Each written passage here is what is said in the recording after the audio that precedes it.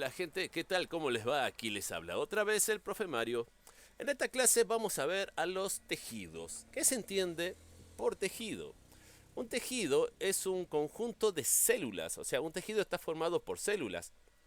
Estas células tienden a tener una misma estructura, o sea, no quiere decir que son exactamente iguales, pero son muy similares y que cumplen una función específica. Por ejemplo, las células del sistema nervioso están encargadas de la conducción de los impulsos nerviosos. Bien, mientras que las células de la piel o el tejido epitelial tienen la función de recubrir los órganos, protegerlos y aislarlos del medio. Entonces, con estos dos ejemplos, y hay mucho más, podríamos entender que existen diferentes tipos de tejidos.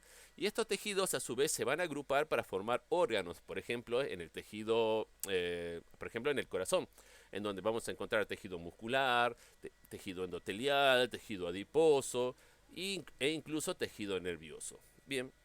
Entonces, estos tejidos se agrupan para que una estructura como el corazón pueda realizar una función aún mucho más específica, como es el bombear sangre a través de los vasos sanguíneos por todo nuestro cuerpo. Entonces, vamos a ver que hay muchos tipos de tejidos. Lo que iremos trabajando en este video serán el tejido conectivo, el tejido epitelial, el tejido muscular y el tejido nervioso.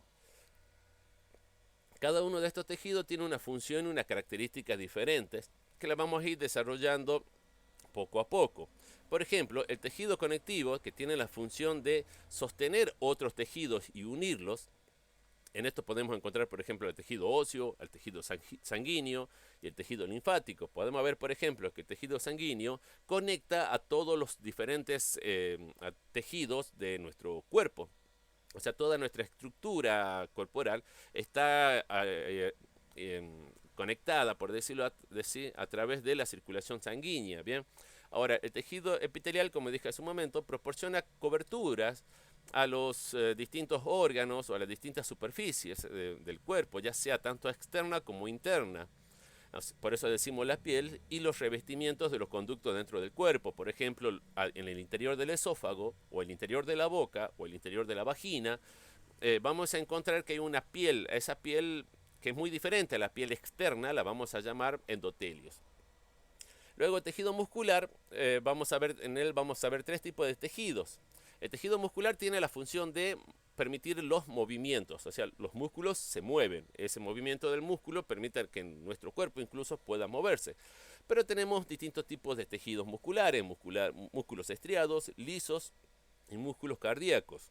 Mientras los músculos estriados los vamos a conocer como músculos voluntarios, los músculos lisos como el del corazón, como el del diafragma, lo vamos a conocer como músculos involuntarios o los músculos de los intestinos.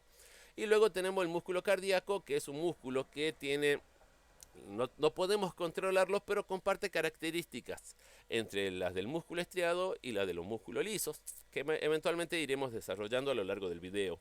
Luego tenemos el tejido nervioso que está compuesto por neuronas y tiene la función de transportar mensajes o impulsos nerviosos, ¿sí?, desde el cerebro, la médula espinal y los ganglios hacia el resto del cuerpo, los ganglios nerviosos, ¿no? Entonces empecemos por el tejido conjuntivo o tejido conectivo.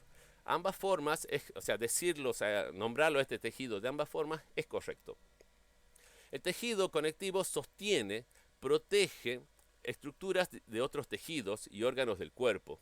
El tejido conjuntivo también tiene la función de almacenar grasas, permite que los nutrientes circulen a través de nuestro cuerpo.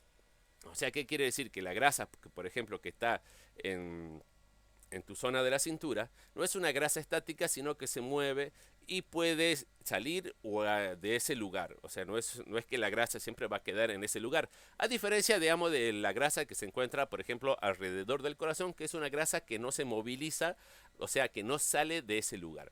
Luego tenemos otro dato, que el tejido conjuntivo está formado por células, fibras y una sustancia gelatinosa.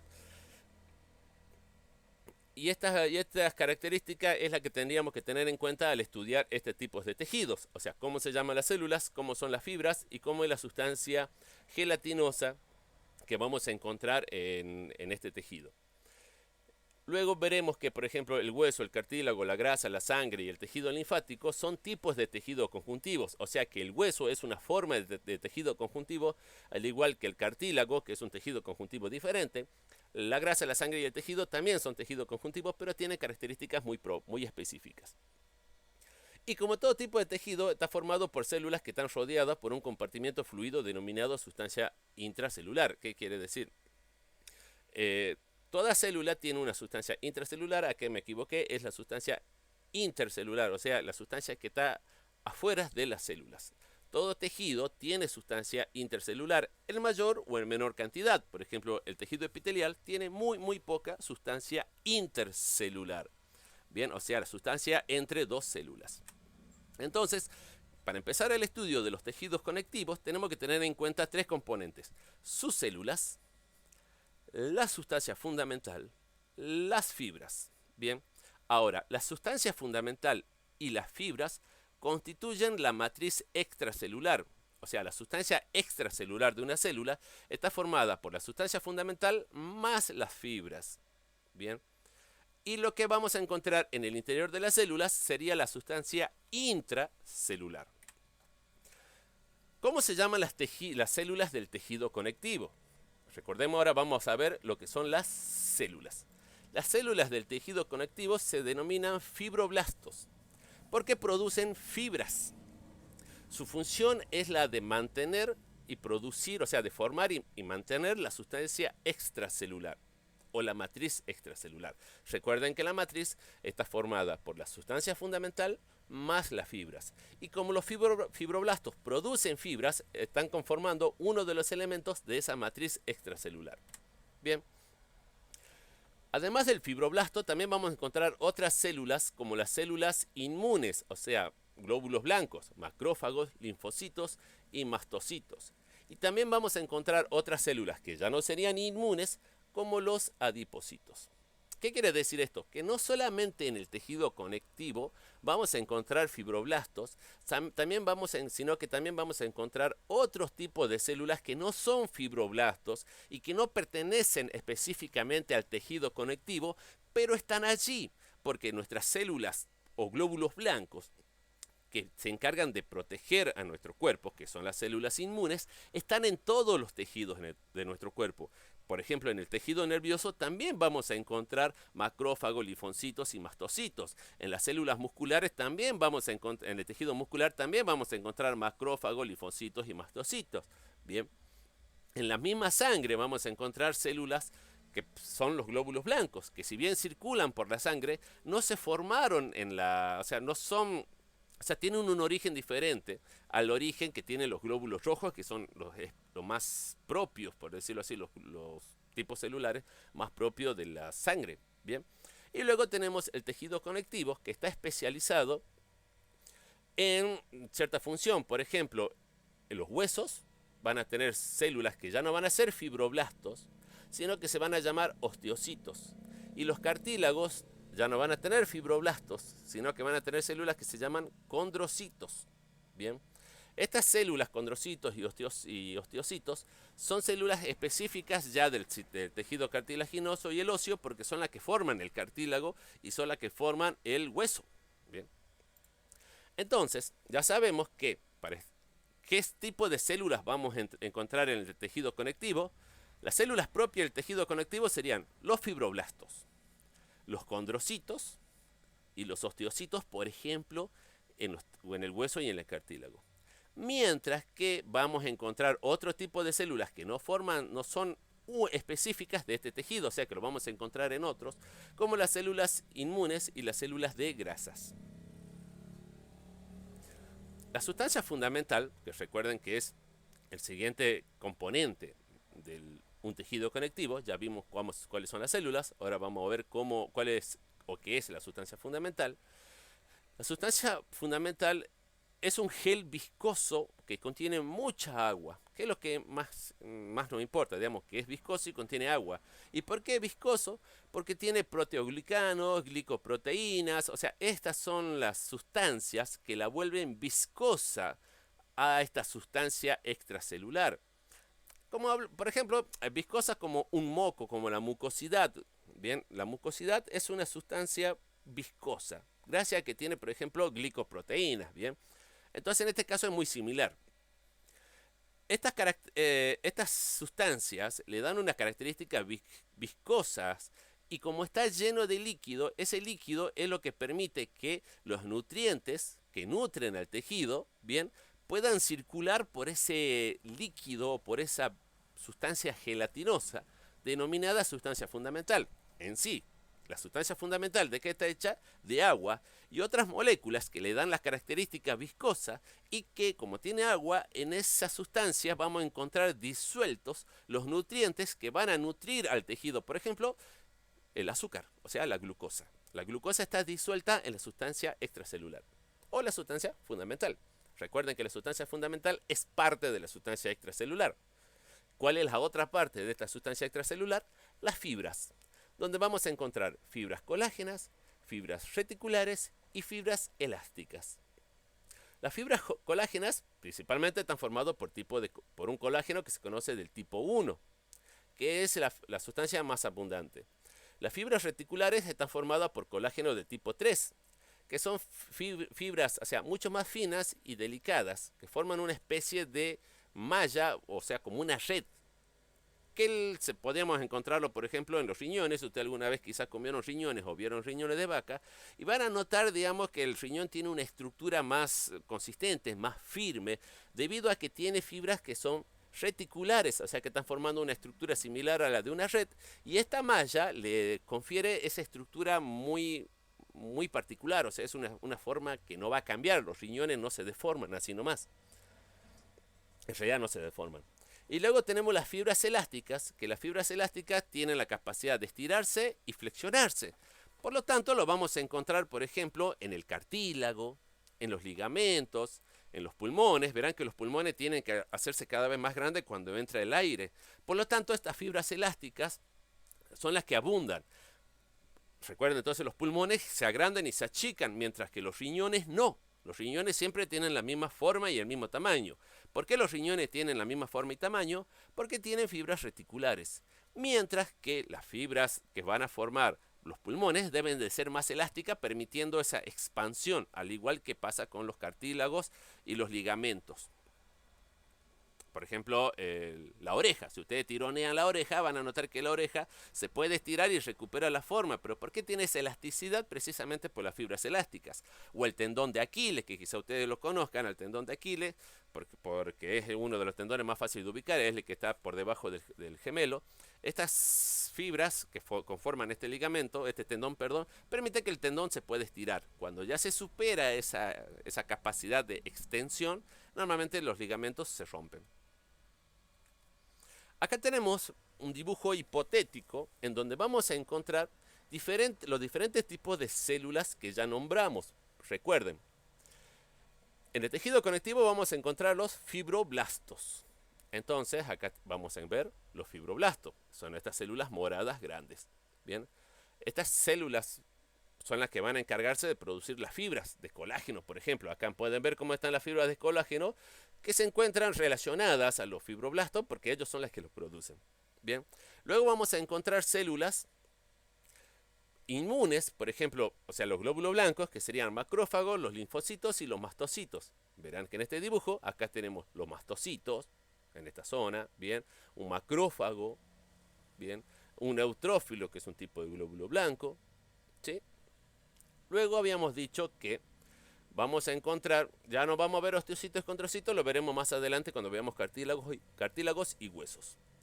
Ahora tenemos que ver la sustancia extracelular.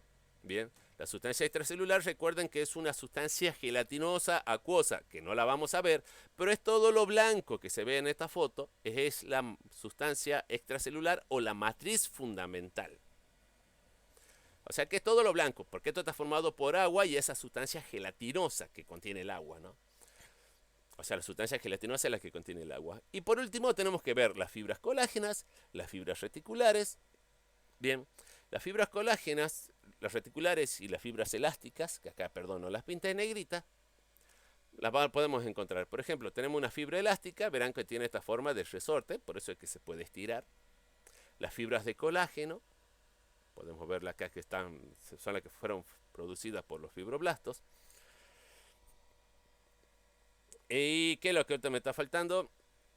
Bueno, también otra cuestión que vamos a encontrar son los vasos sanguíneos. Bien. Y también tenemos las células grasas, que están siempre relacionadas. O sea que ya tenemos las fibras colágenas, las fibras reticulares, que estas son las que me faltaba nombrar, de las 3 fibras, que son estas finitas de color azul, que van a formar una especie de red. Ahora, si hay muchas fibras con estas que forman esta especie de red como tela de araña, vamos a estar, por ejemplo, en presencia de un órgano rígido como los que serían los riñones. Ahora, si encontramos muchas fibras elásticas, vamos a estar en presencia de un órgano más flexible como serían los pulmones. Pero toda fibras, todo tejido va a tener fibras de colágeno, en mayor o en menor cantidad, pero siempre van a tener. Pero yo lo que quiero que con esta imagen puedan ver más o menos cómo son las formas de las fibras reticulares, cómo son las formas de las fibras de colágeno, cómo son las formas de las células, o sea, en este caso los fibroblastos, y cómo son las distintas células que vamos a encontrar asociadas a este tipo de tejido conectivo, que serían los glóbulos blancos, que serían los macrófagos, los linfocitos o los neutrófilos. Bien. Y que como es un tejido que está vivo, sí o sí va a tener tejidos sanguíneos que van a estar alimentando y mandando nutrientes a esa sustancia extracelular, que como le dije que está compuesta de líquido, va a permitir la circulación de esos nutrientes a todas las otras células que encontramos aquí, que están vivas y para mantenerse vivas necesitan de estos nutrientes. Bien. En resumen, esas serían las características más fundamentales del tejido conectivo en general. O sea que todos los demás tejidos tienen algo de estos elementos ahora nombrados, pero como son más específicos, van a abundar determinado tipo de fibras con respecto a otros, como hablamos en el caso de los pulmones y en el caso de los riñones. Pero también vamos a encontrar, cuando hablemos de tejido adiposo, que vamos a encontrar muchas de estas células adipocitos, bien, que son las que forman o las que contienen en el interior las grasas. Recordemos entonces que existen varios tipos de tejidos conectivos. Esta imagen hace referencia a un tejido hipotético, ¿no?, que contendría todos los tipos de fibras en las mismas cantidades. Ahora vamos a ir viendo que no es así a medida que vayamos desarrollando cada uno de estos tejidos. Esto es un tema amplio, así que el video va a ser largo y lo voy a dividir en distintos segmentos para que se pueda entender de una manera más ordenada, o por lo menos para que YouTube me permita subirlos, porque me hace mucho lío si tengo que subir videos de más de 15 minutos. Bien, entonces tenemos tipos de tejido conectivo. Tenemos tejido conectivo laxo, tejido conectivo denso. Bien, esos serían los tipos de tejidos conectivos fibrosos. Luego veremos el cartílago, el tejido óseo, el tejido conectivo líquido. En él veremos la sangre y la linfa y el tejido muscular. Entonces, comencemos por el tejido conectivo fibroso. Dentro del tejido conectivo fibroso vamos a tener el laxo. El tejido laxo se encuentra normalmente entre otros tejidos o entre órganos, manteniéndolos unidos entre sí. Por ejemplo, las estructuras que tienen los intestinos, que parecen que están todos enredados, y el intestino delgado, y parece que en las películas ustedes ven que le sacan la tripa a un tipo y se le desenrolla como una soga. No, eso no sucede. ¿Por qué? Porque el tejido conectivo laxo se encuentra por fuera del intestino, pero los mantiene en esa estructura única, o sea, en esa disposición. Por eso es que ustedes cuando corren, se mueven o saltan, van a notar que sus intestinos no se tuercen ni se enriedan. ¿Por qué? Porque mantienen siempre en la misma estructura, están en el mismo lugar. Los riñones siempre están en la misma altura y no suelen bajar. A veces bajan, pero es por una patología, o sea, es una enfermedad, es una situación específica. Lo mismo pasa en el prolapso, por ejemplo, en el útero del aparato reproductor femenino. Siempre está en ese lugar, pero en algunas situaciones ese prolapso hace que descienda el órgano y sale de su lugar. Característica fundamental del tejido conectivo laxo es que sus células están separadas por una matriz gelatinosa ricas en fibras colágenas y elásticas. Bien, o sea que de todos los tipos de fibras tiene fibras colágenas, que son esta color marroncita, Y las fibras elásticas, que son estas de color marroncito, pero que están como si fuesen torcidas, como si fuesen un resorte. Bien. Luego tenemos el tejido conectivo denso. El tejido conectivo denso presenta muchas fibras colágenas, bien, que serían las fibras estas de color marrón que están asociados a los fibroblastos. Estas fibras colágenas son el componente fundamental del tejido conectivo denso. O sea que mientras que el laxo tiene fibras colágenas y elásticas, en el denso predominan las fibras colágenas solamente. Bien. Estas fibras, por ejemplo, las vamos a encontrar mucho en tendones y en los ligamentos y en la parte más profunda de nuestra piel. Acá podemos ver los dibujitos que simplemente son para que ustedes vean una ilustración o puedan ver cómo son de diferentes. Miren cómo acá se ven las fibras y se ven las células de una manera mucho más irregular en comparación del tejido denso, en donde las fibras ya se encuentran todas dispuestas de manera paralela, mucho más organizadas, lo que uno esperaría encontrar, por ejemplo, en un tendón, porque los tendones, para que puedan estirarse, por ejemplo, en este caso podemos ver que el tendón se estiraría de izquierda a derecha o de derecha a izquierda. ¿Por qué? Porque están dispuestas en esa manera. Mientras que acá las células no están tan organizadas las fibras. Bien, el tejido adiposo es una forma de tejido conectivo laxo. Van a notar que es un tejido irregular. Y el tejido adiposo se caracteriza por tener adipocitos, o sea, son las células, estas células, que son las que contienen en su interior las grasas. Y en el tejido adiposo, o sea, estas células o adipocitos, en realidad son los fibroblastos, que se hicieron grandes y se hincharon para poder acumular ese lípido o esa grasa. Bien, ahora ya hemos visto tejido conectivo fibroso, por ejemplo el conectivo laxo. Un ejemplo muy específico del laxo sería el tejido adiposo. Y luego tenemos el tejido conectivo denso, que lo vamos a encontrar en los tendones. Ahora vamos a ver el cartílago o el tejido cartilaginoso. No sé por qué aquí le puse cartílago. Tenía que haber puesto el tejido cartilaginoso. El tejido cartilaginoso está formado por fibras de colágeno. Bien, esta fibra de colágeno es el tipo de fibra más común que vamos a encontrar en este tejido cartilaginoso. Bien, y lo vamos a encontrar, por ejemplo, en un lugar muy común donde lo podemos notar sacando la oreja y la nariz, la tráquea. Ustedes tocándose el cuello van a sentir la tráquea, van a notar que es ligeramente blando, pero no es muy blando. Bueno, ese tejido es el cartílago hialino, por ejemplo. Perdón, ese es el cartílago hialino, que está formado por fibras de colágeno. Este fibrocartílago, digamos, tiene una gran cantidad de fibras de colágeno y es muy resistente. El fibrocartílago, por ejemplo, lo vamos a encontrar en la rodilla, que es un cartílago mucho más duro, menos flexible, que amortigua. También lo vamos a encontrar entre dos vértebras. Vamos a encontrar este tipo de cartílago. Bien, a diferencia del cartílago hialino, que por ejemplo lo vamos a encontrar en la tráquea, que es un poquito más blandito, el fibrocartílago tiene una mayor resistencia. Y luego tenemos el cartílago elástico, que es por ejemplo el cartílago de la oreja.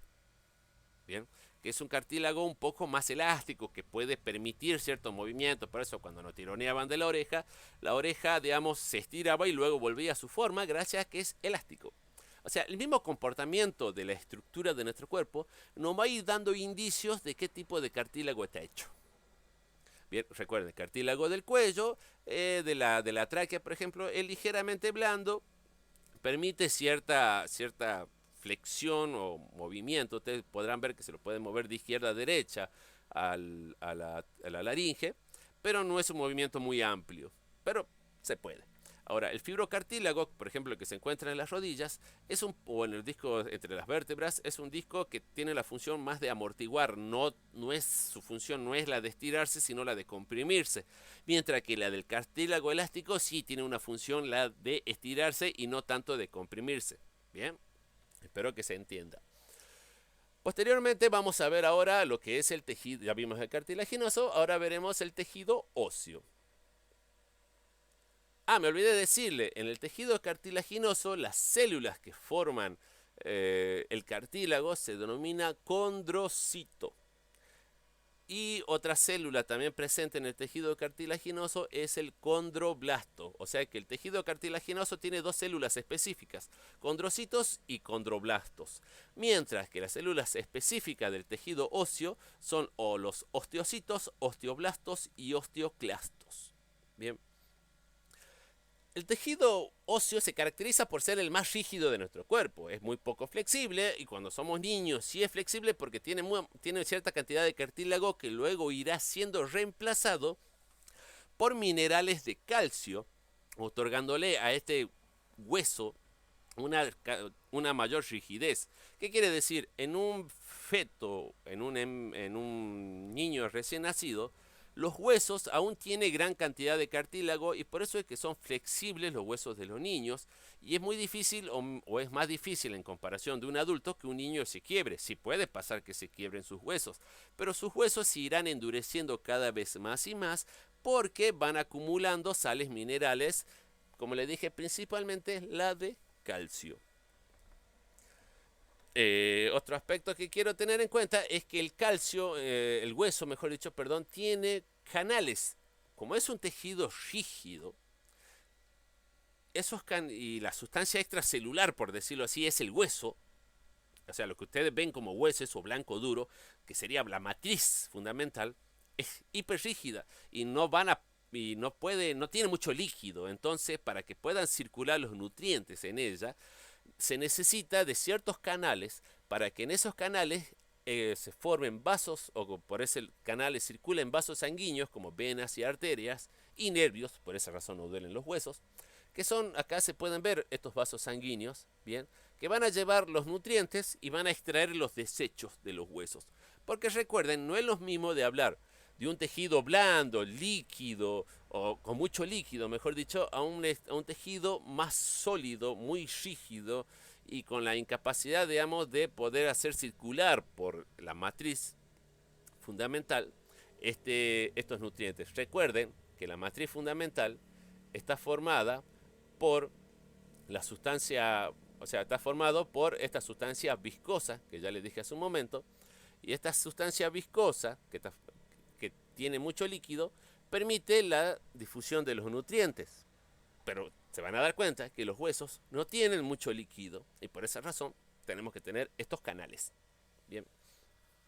Y las células se encuentran en unas especies de lagunas que le decimos, que son unos espacios específicos, o sea, como burbujitas dentro del hueso, en donde se van a encontrar precisamente estos canales, estos minerales.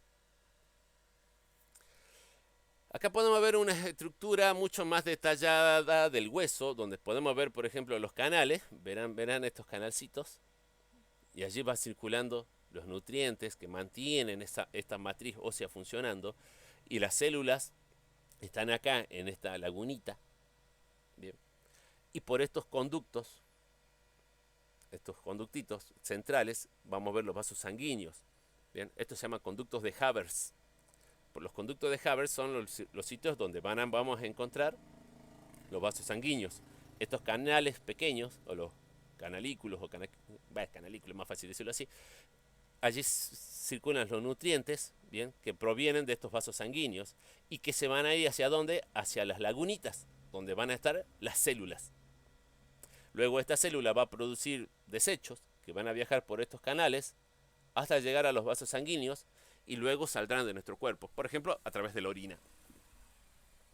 Bien, acá se puede ver cómo un hueso, no es que son huecos los huesos, pero este conducto está relleno de la matriz ósea, que es lo que ustedes conocen como el caracú cuando comen puchero, en el osobuco.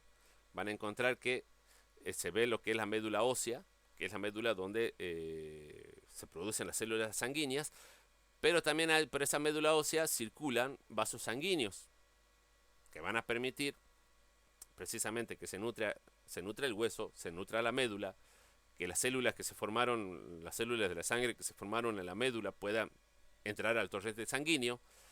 Y bueno, básicamente así, por esos conductos de Havers, posteriormente los vasos sanguíneos van a ingresar al interior de los huesos.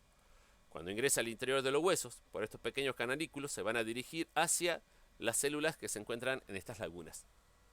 Bueno, espero que se entienda. Existen dos tipos de tejidos óseos. Tenemos el tejido óseo esponjoso, que tiene muchas burbujas de aire en su interior. Bien. Y luego tenemos el tejido compacto, que no tiene, que está formado por más láminas que por este tejido irregular del propio del tejido esponjoso. El tejido esponjoso, por lo tanto, es más blando, mientras que el tejido óseo es más rígido. Esta es la cuestión que permite que nuestros huesos largos no se quiebren con facilidad. Luego veremos que existen existe otro tipo de tejido conjuntivo, que es el tejido sanguíneo. El tejido sanguíneo está formado prácticamente en un 55% líquido. Bien. Ese líquido lo vamos a llamar plasma. Dentro de ese plasma, que acá es lo que estaría de color blanco, todo esto blanco es el plasma, que es el líquido por donde van nadando, por decirlo así, los glóbulos rojos, blancos y las plaquetas. Este plasma tiene mucho líquido, o sea, principalmente es agua, y en él se encuentran disueltos los nutrientes y los desechos. Por ejemplo, nutrientes como la glucosa y desechos como la urea, que la glucosa, por ejemplo, ingresa a través de nuestro aparato digestivo y la urea sale a través de nuestro aparato urinario. Pero por la sangre van a circular este nutriente y este desecho junto a otros nutrientes como proteínas, sales y otros desechos o metabolitos que ya serían muchos nombres y no quiero complicarlos. También vamos a encontrar, digamos, aparte del líquido o el plasma sanguíneo, vamos a encontrar las células, los eritrocitos o glóbulos rojos. Eritro significa rojo. Los leucocitos o glóbulos blancos, leuco significa blanco, y luego las plaquetas, que las plaquetas no serían células, sino que son fragmentos de una célula mucho más grande, conocidas como megacariocitos, que van perdiendo partecitas del citoplasma envuelto en membrana plasmática, que van a formar estas plaquetas, que van a tener la función de permitir la formación de coágulos para evitar las hemorragias. O sea, la costra que se nos forma en un lastimado es provocada por estas plaquetas que tienen la función de sellar el vaso sanguíneo que se ha roto. Por ejemplo, cuando te meten una aguja para sacarte sangre y cuando sacan la aguja, si vos no haces presión, la sangre sale por la vena y se te forma el moretón. En cambio, si vos haces una presión correcta hasta darle tiempo a las plaquetas que formen un tapón, se detiene la hemorragia y no debería de aparecerte ningún moretón. Significa que en cada lugar de tu cuerpo donde haya aparecido un moretón es que un vaso sanguíneo se rompió. Pero el moretón no se siguió haciendo cada vez más grande porque las plaquetas hicieron un tapón en esa estructura rota, en ese vaso sanguíneo roto, e evitaron las hemorragias. Las personas hemofílicas son personas que tienen problemas al coagular y por esa razón un pequeño lastimado o una pequeña herida es muy difícil de cerrar por estas plaquetas y bueno, se producen hemorragias severas. ¿Qué hacen los glóbulos rojos o eritrocitos? Transportan transportan el oxígeno, mientras que los leucocitos son células que van a permitir o van a impedir que las enfermedades provocadas por algún cuerpo extraño que ingresó a nuestro cuerpo prospere. Por ejemplo, si ingresó una bacteria, los glóbulos blancos se encargarán de destruirlos. Si ingresó un virus, los glóbulos blancos se encargarán de destruirlos. Pero normalmente, digamos, es un proceso que necesita de varias etapas, que en algún momento veremos cómo funciona el sistema inmunológico. Pero esas son las funciones específicas. Glóbulos rojos transportan oxígeno, glóbulos blancos se encargan de las defensas y las plaquetas se encargan de la coagulación y cerrar las heridas o las rupturas de los vasos sanguíneos para detener las hemorragias. Tejido muscular. ¿Cuál es la función del tejido muscular? Contraerse. Esa contracción se traduce en movimiento. Entonces, las células del tejido muscular son las que le confieren a los músculos la capacidad de moverse. Gracias a ello, nosotros no solamente podemos mover nuestra extremidad, en este momento estoy hablando porque los músculos de mi boca, de mi lengua, se pueden mover gracias a esta capacidad de movimiento, de contracción que tienen los músculos. Nuestro corazón, el diafragma, nuestros intestinos, están hechos de músculos.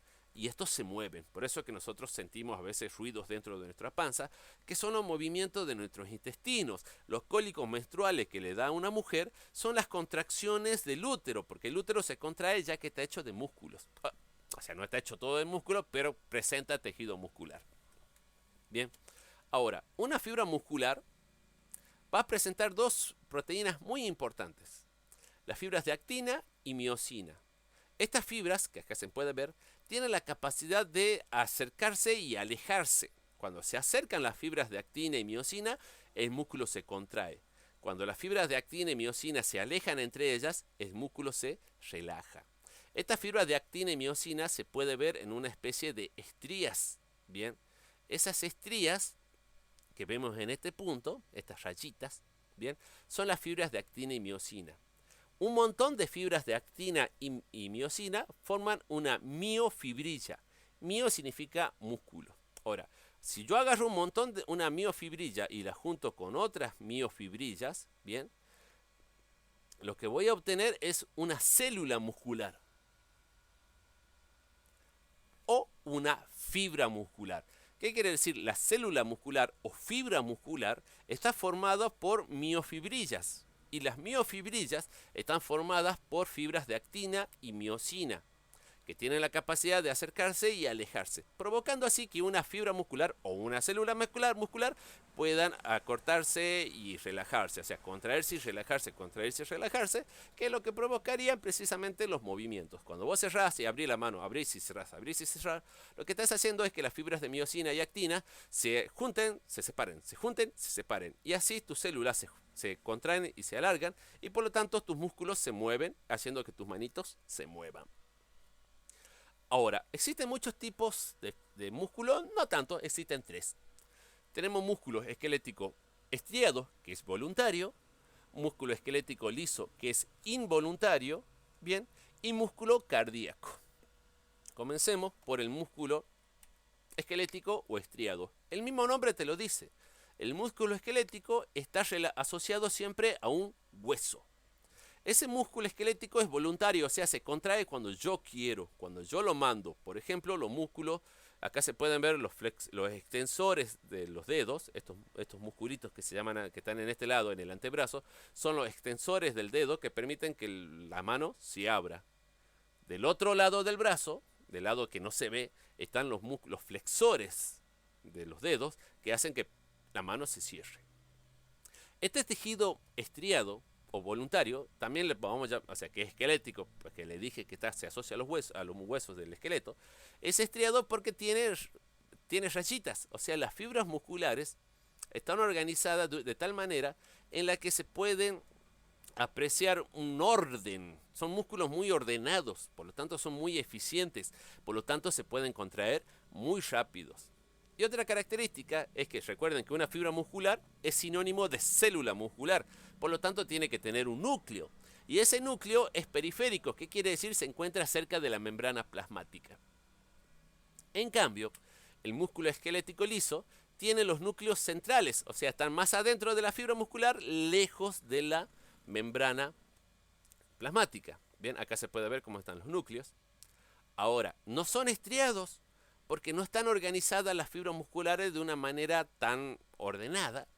Por lo tanto, son músculos que se van a contraer de una manera mucho más lenta. Por lo tanto, los músculos de intestino se mueven lentamente. Las chicas van a entender esto cuando ustedes noten que sus úteros se contraen. Es un dolor que es largo, el cólico es largo y prolongado, porque se mueve lento y hasta que no se relaje el útero, no te va a dejar de doler.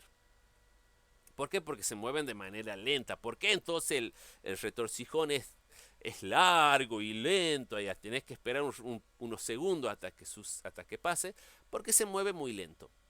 Y este músculo liso es involuntario, o sea que yo no lo controlo. Imaginen si las chicas pudieran controlar sus úteros, controlarían sus cólicos. Bueno, para que entrar en mucho detalle, pero es una cuestión, digamos, propia de los músculos lisos. Son lentos y son involuntarios. Y sus núcleos son centrales. En comparación del estriado, que sus núcleos son periféricos, sus células son muy organizadas, o sea que su contracción es muy rápida y es voluntaria.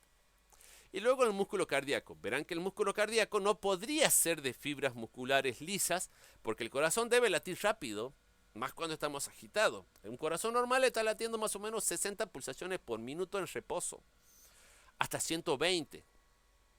Y eso es una frecuencia normal, una frecuencia cardíaca normal. Ahora, este músculo cardíaco tiene características del músculo esquelético o voluntario. Es estriado, o sea que se puede contraer rápido. Bien, pero es involuntario, como el músculo del útero o el de los intestinos, o sea, como el músculo esquelético liso, que vos no los podés controlar. Bien, o sea, el músculo cardíaco tiene una mezcla de ambas características, precisamente para permitir, digamos, el funcionamiento propio del corazón. Dicho de otra manera, entendiendo cómo funciona un músculo, tranquilamente podés ir deduciendo si las fibras son lisas o son estriadas. Si se mueve lento, son lisas. Si se mueven rápidos, son músculos estriados. Bien. Ahora, otra característica del músculo cardíaco es que son células muy raras. Miren cómo es una fibra o una célula muscular lisa. Es con forma de huso, ¿no? Con forma de gusanito, podríamos decirlo. Mientras acá ya aparecen raíces, o sea, están ramificadas. Son células que tienen una estructura mucho más irregular y poco definida en comparación de una musculatura lisa. Es más, las células del músculo voluntario también son células muy organizadas, con formas muy definidas. Mientras que la del cardíaco difiere un poco. Bueno, gente, sé que el video es largo, 41 minutos más o menos fui hablando. Hasta yo me casé, pero digamos, espero que hayan entendido, que haya sido claro en la explicación. Y bueno, nos estamos viendo. Un abrazo grande.